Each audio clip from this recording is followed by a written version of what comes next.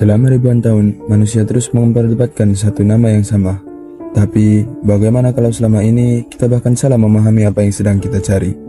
Gua Jewis, selamat datang di Jewispedia.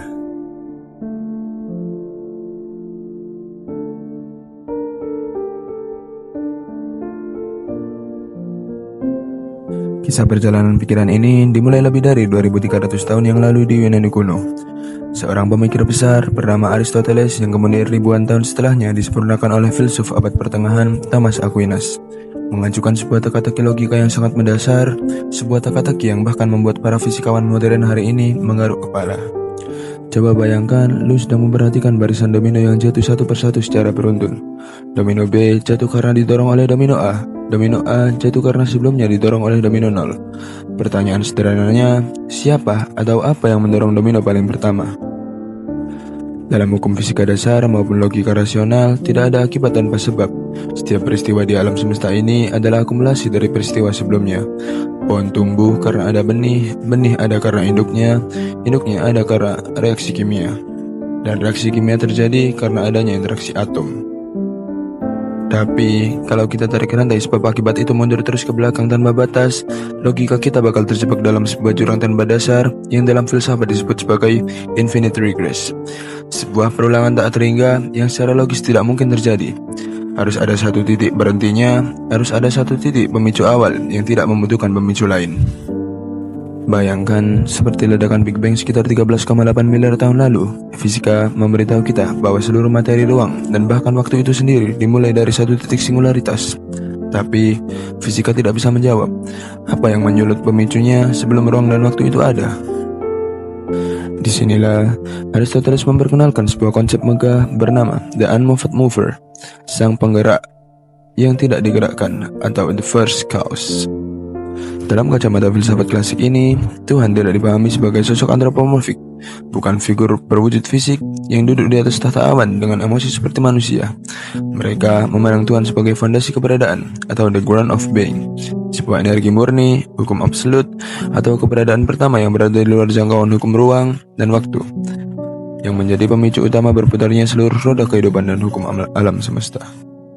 Lompat ke abad 17 di Eropa, muncul seorang filsuf radikal berdarah Yahudi Portugis bernama Baruch Spinoza.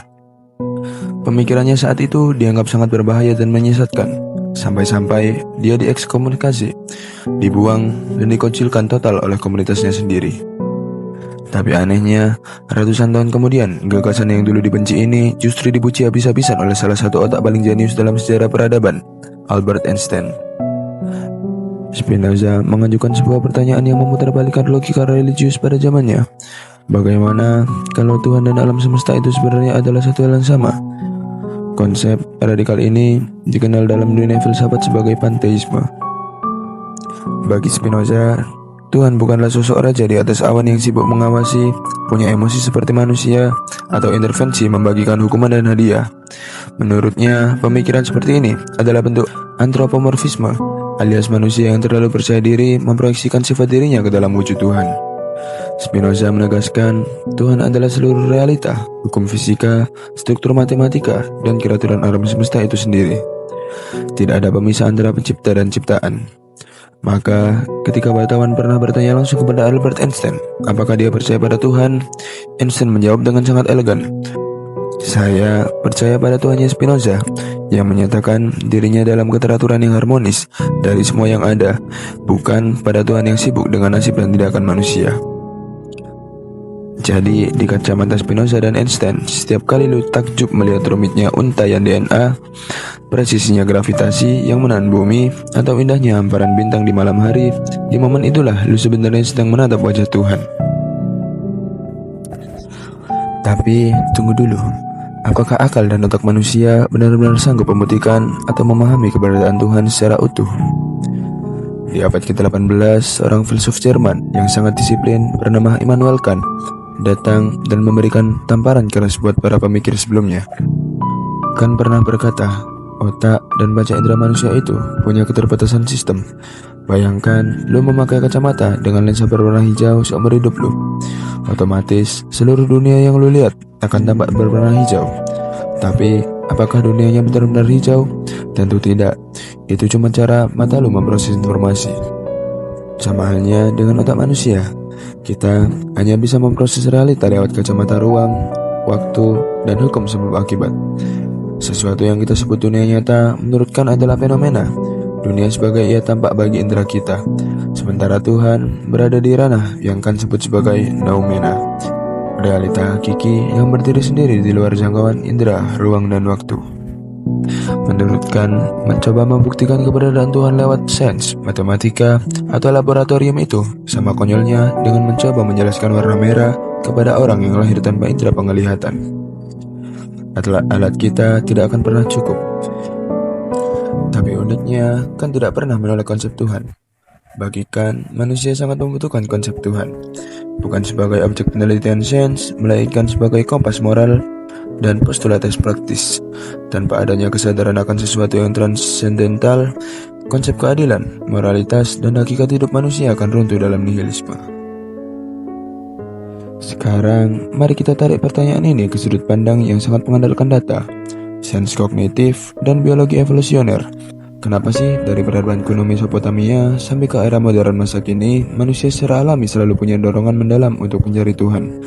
Para antropolog dan psikolog menemukan sebuah mekanisme pertahanan diri kuno di dalam otak kita yang dinamakan Hyperactive Agency Detection Device. Coba lu bayangkan kehidupan nenek moyang manusia puluhan ribu tahun yang lalu di tengah hutan belantara yang gelap. Saat malam hari ada semak-semak bergoyang dan berbunyi. Otak manusia berubah secara otomatis punya dua pilihan hipotesis. Pilihan A, mungkin itu cuma angin. Atau pilihan B, awas ada macan atau predator yang mau menyerang. Manusia yang memilih pilihan A dan ternyata salah, mereka akan mati dimakan predator. Tapi manusia yang memilih pilihan B, yang berasumsi ada aktor atau pelaku di balik suara itu, akan langsung bersiap atau lari. Meskipun ternyata itu cuma angin, mereka akan tetap selamat. Proses seleksi alam selama puluhan ribu tahun membentuk otak kita untuk secara otomatis mencari aktor atau agensi di balik setiap kejadian.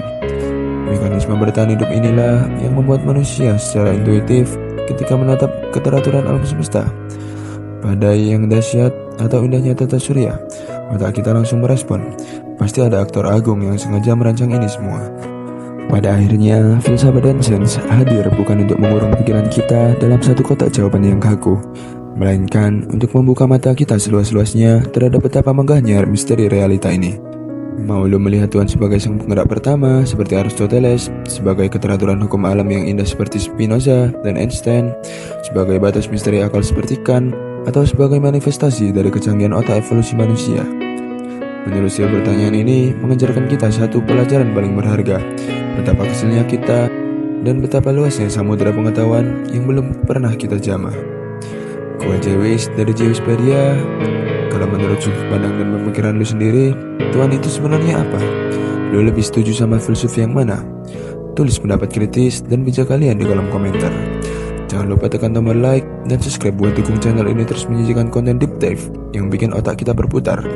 Sampai jumpa di eksplorasi pengetahuan berikutnya.